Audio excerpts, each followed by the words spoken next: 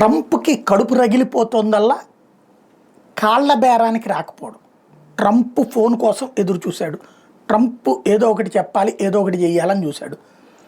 Work out కావట్లేదు. బేసిక్గా తనైతే వ్యవసాయ ఉత్పత్తులు ఇండియాలోకి రుద్దాలనుకుంటున్నాడు. తనైతే మాంసాహారంకి సంబంధించినటువంటి ఇండియా మీద రుద్దాలనుకుంటున్నాడు. తనైతే పాల ఉత్పత్తులు, డైరీ ఉత్పత్తులు ఇండియా మీద రుద్దాలనుకుంటున్నాడు.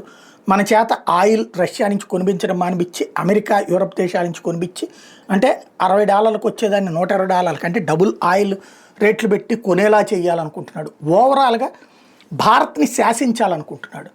దానికి నరేంద్ర మోడీ ఒప్పుకోవట్లేదు. అక్కడున్న ల్యాబీలకి ఆయన లొంగాడు కాబట్టి అందుకు అనుగుణంగా మనల్ని బానిసలు చేయాలనుకుంటున్నాడు. మోడీ కనీసం ఫోన్ చేసి మాట్లాడి తగ్గించవయ్యా అని చెప్పాలి అన్నట్టు. చెప్పినా చేస్తాడంటే చెయ్యడు. బట్ భయపెట్టి లొంగ తీసుకోవాలనుకుంటున్నాడు. ఇతను భయపడట్లేదు. మా వ్యవసాయ ఉత్పత్తుల కోసం మేము ప్రిపేర్డ్ అని చెప్పాడు.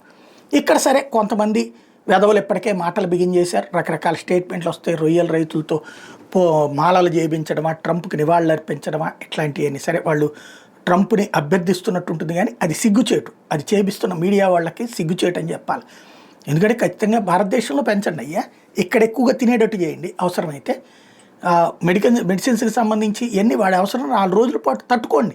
4 రోజులు మనం కనుక తట్టుకోకపోతే కాళ్ళబేరానికి వెళ్ళామని మళ్ళీ మనమే తిడతాం. కాబట్టి ట్రంప్ అయితే ప్రస్తుతానికి మోడీని ఎలా కంట్రోల్ చేయాలో అర్థం కాక తలబట్టుకుంటున్నాడు.